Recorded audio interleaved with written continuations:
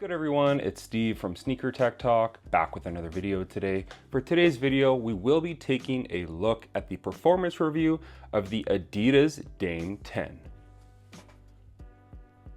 Alright, before we start the video on the Adidas Dame 10, obviously Damian Lillard, I'm not even sure if he's going to wear this shoe because he did tear his Achilles a couple months ago, and that takes about a good year to a year and a half to get back on the floor. Playing at full capacity, so it will be interesting to see what Adidas does with this model if they stretch kind of the shelf life.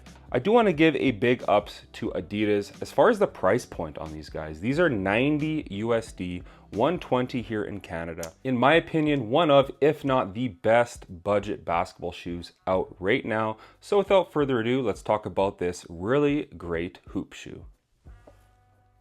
All right, so starting off with the traction on this model, you have these little nubs kind of running in every which way on the bottom of the Adidas Dame 10. Now, how these perform on clean and dirty floors, from my experience, is great. Some dust does get clogged up in these tiny little grooves right here.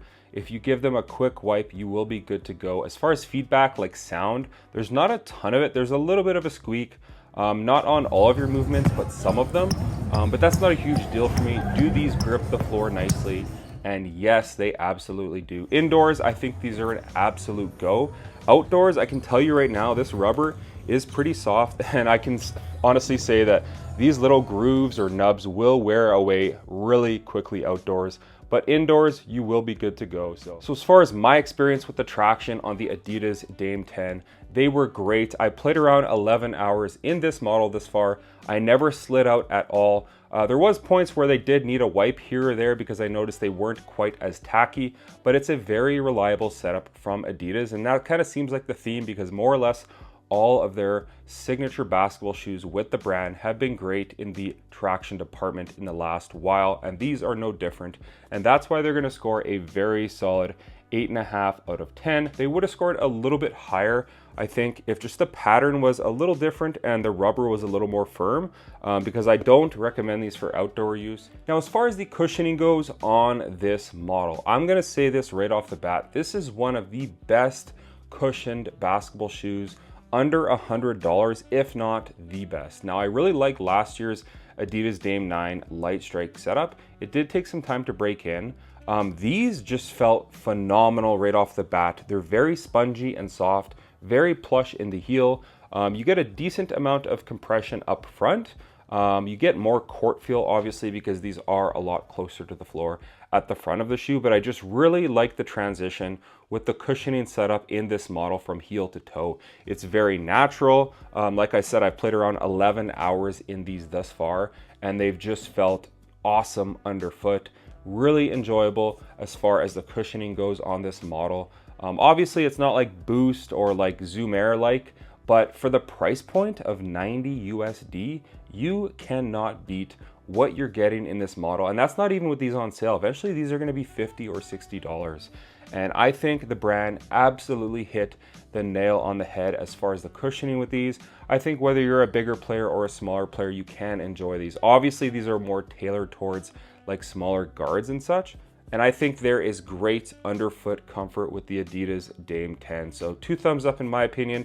I'm going to give these a solid 8 out of 10. Again, nothing like extravagant as far as cushioning goes, but I think when you think of the price point and what you're getting with this light strike midsole, even being comfier than last year's model that was also more expensive, I think that is a great thing with the Adidas Dame 10. Now, as far as the fit goes on this model, I went true to size with the size 10.5. And I'm going to say this right off the bat, these felt rather snug.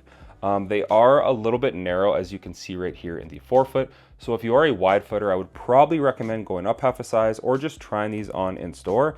After around an hour to an hour and a half of use, they did break in nicely. The material softened up with this kind of fuse rand on the toe box, and the overall width broke in pretty nice as well. But initially they felt very snug, where I was kind of like, did I go with the wrong size? But after they broke in, they were superb on foot as far as the fit goes. Really no dead space. The toe box is pretty tapered right here, as you can see. There's also a ton of padding at the Achilles right here. Like, it's very, very thick, and on the outside it's kind of like this neoprene material. so it's very comfortable at the back of the shoe. The tongue is gusseted from about the midway point all the way down.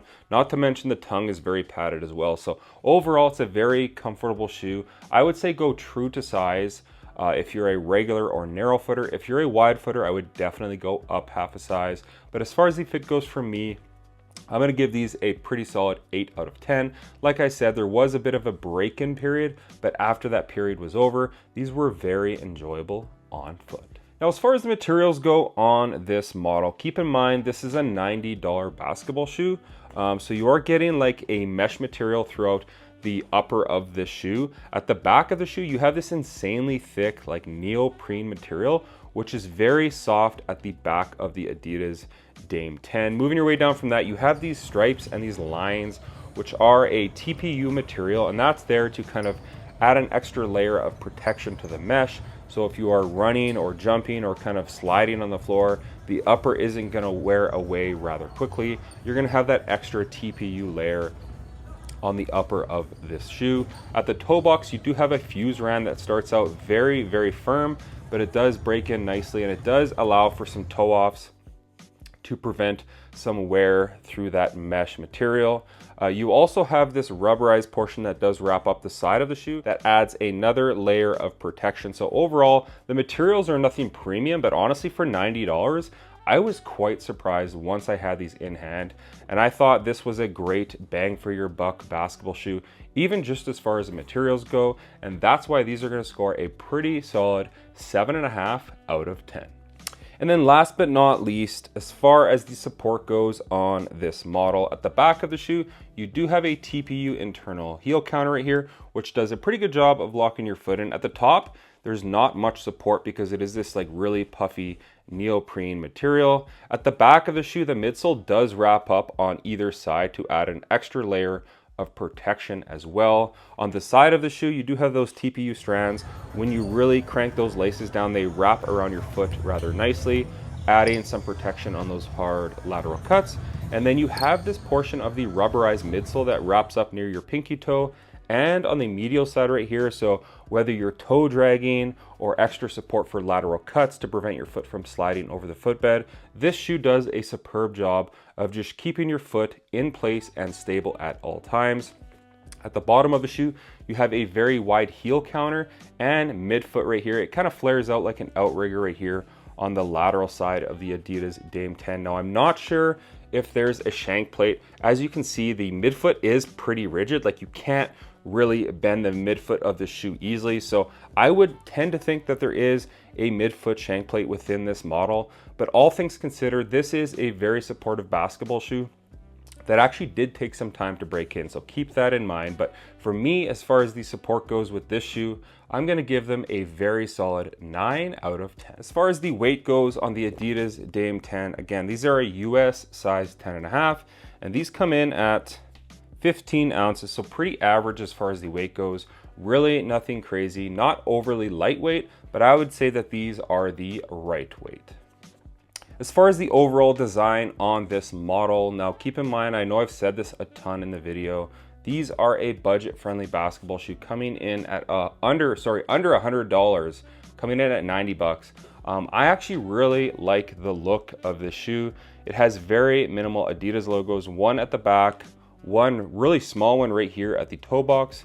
You have the Dame logo at the bottom and on the tongue right here at the top of the tongue. And then you have this little X on the tongue as well. So really not a ton of branding, but just the design lines, this colorway I actually really enjoy with the green, the orange, the black, and the blue. I think this is a superb colorway, and I'm really enjoying the design on the Adidas Dame 10. Sound off in the comments if you think the same. But that's going to do it for today's performance review on the Adidas Dame 10. Sound off in the comments what you guys think of the shoe as far as the price point, the tech, and if you guys plan on picking them up. I think it's a superb deal from Adidas. A major brand is really making moves as far as the price point and the tech that they are offering in this shoe. But as always, if you guys could like, comment, and subscribe, that would really help the channel a ton.